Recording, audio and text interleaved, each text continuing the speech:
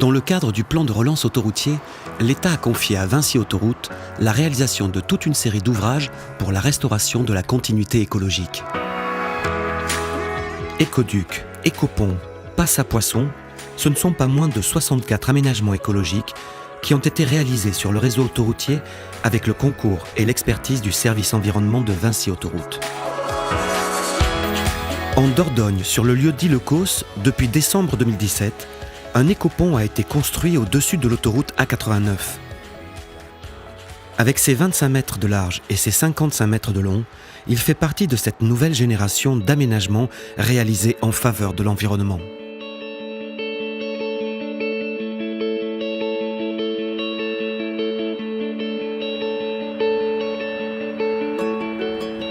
Cet écopont a une spécificité par rapport aux autres ouvrages qu'on a pu réaliser dans le passé. C'est l'ouvrage le plus large qu'on a réalisé à l'heure actuelle sur le réseau en franchissement.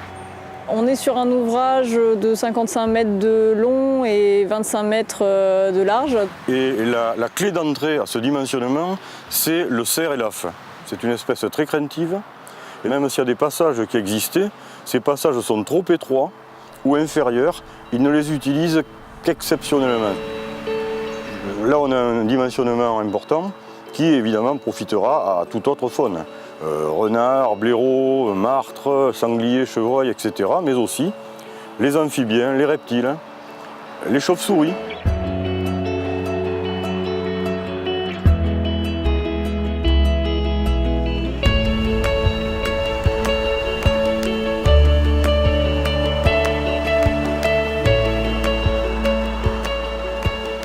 L'emplacement a fait l'objet d'études en fait, sur l'ensemble du périmètre de la Dordogne par lequel passe l'autoroute A89.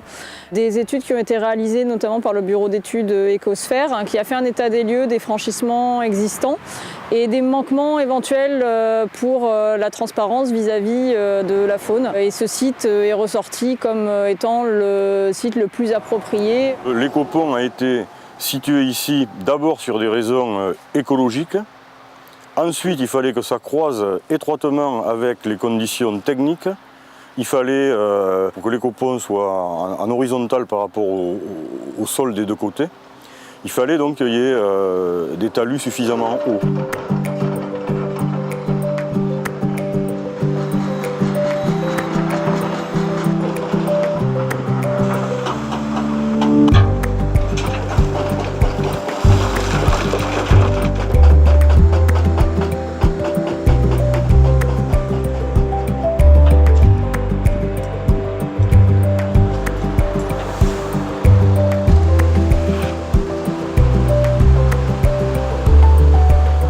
Sur un site qui est plutôt entre guillemets peu contraignant au niveau de la topographie puisque le site a été choisi également pour ça. Après par contre on construit un ouvrage dans un milieu naturel qu'on veut préserver au maximum. Donc ça oblige à inventer de nouvelles manières de travailler. On a essayé de limiter au maximum les déboisements par exemple, ne pas endommager d'arbres matures intéressants. Une des contraintes majeures de la réalisation, puisqu'on est effectivement sur autoroute un service, c'était de limiter au maximum l'impact pour nos clients et également de ne pas apporter de risques pour nos clients lors des phases de construction. La problématique principale sur cet ouvrage, c'est qu'on est sur un ouvrage dit à 3 travées, c'est-à-dire qu'on a le milieu de l'ouvrage qui franchit l'intégralité de l'autoroute en une seule fois. Et du coup, des phases de pose de poutres et de bétonnage du tablier de l'ouvrage ont été réalisées sous coupure complète de circulation et de nuit, afin de limiter au maximum l'impact et les risques pour les usagers.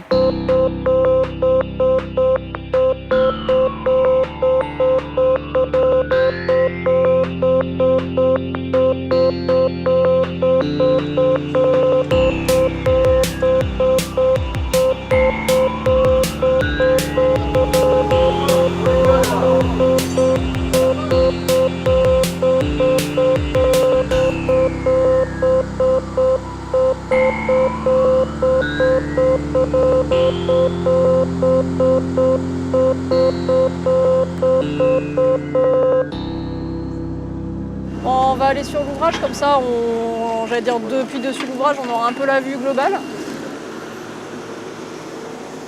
Parce que autant là-bas, on a encore des bosquets, on a des choses, autant de ce côté, on a un petit peu plus dégagé le terrain. Donc on pourrait construire un ouvrage routier. Les contraintes sont exactement les mêmes. Après, à partir du moment où on commence l'aménagement, là les contraintes sont différentes. On rencontre des entreprises, des paysagistes, des associations pour l'environnement. Et ça, c'est des gens qu'on n'a pas forcément l'habitude de côtoyer. Ouais. Au départ, on part de rien, on ne sait pas forcément faire, on essaye, on discute, on échange.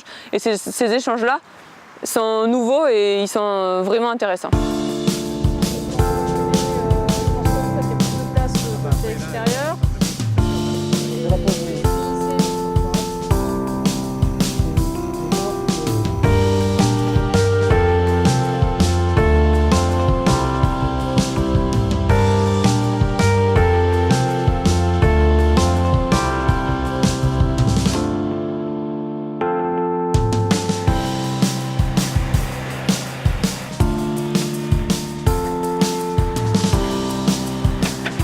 Nous avons des sols marno-calcaires ici.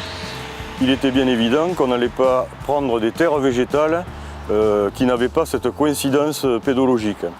Donc là aussi, ça a été une étape de trouver ces terres. Il a fallu aussi vérifier que ces terres ne contenaient pas d'espèces invasives, d'espèces végétales invasives, pour ne pas apporter un foyer de pollution de par cette présence d'espèces. Il me semble que sur un des écoponts qu'on avait fait, et qu'il a suivi. En fait, l'Andin arrive jusqu'à la mare. On a la mare. Ah oui.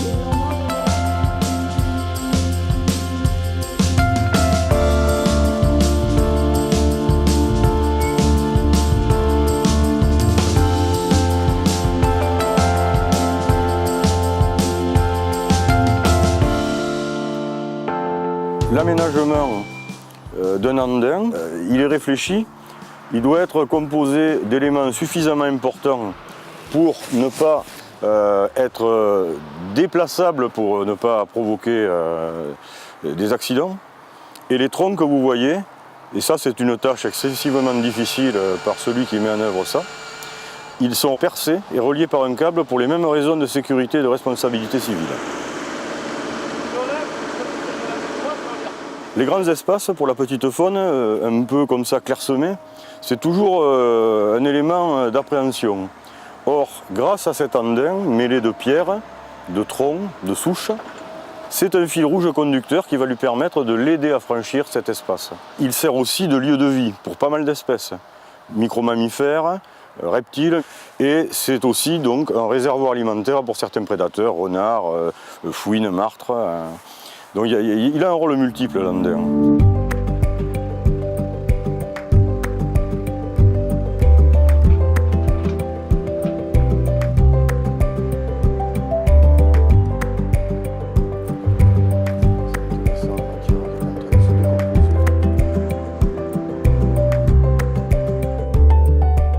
Le parapet de bois, il a deux fonctions. Il a une fonction de brise lumière des phares la nuit, qui est un élément d'effarouchement pour la faune en général. Il a aussi un rôle, on s'en aperçoit peut-être pas trop, mais quand même un peu, d'écran auditif. Ensuite, les plantations, elles sont prévues ici arbustives sur 2 rangs pour petit à petit croître et masquer le parapet de bois. Et puis, les plantations éparses, elles aussi, servent de point de relais pour la petite faune. Alors là, c'est tout neuf. Ça va progresser, croître, et ça aura un rôle fonctionnel allant de manière croissante. Voilà. C'est assez impressionnant de voir en moins de 1 an un tel ouvrage qui fait quand même 1250 mètres carrés, hein, c'est pas rien. C'est une superficie non négligeable, a pu être mis en œuvre avec des délais très contraints pour les équipes chantier.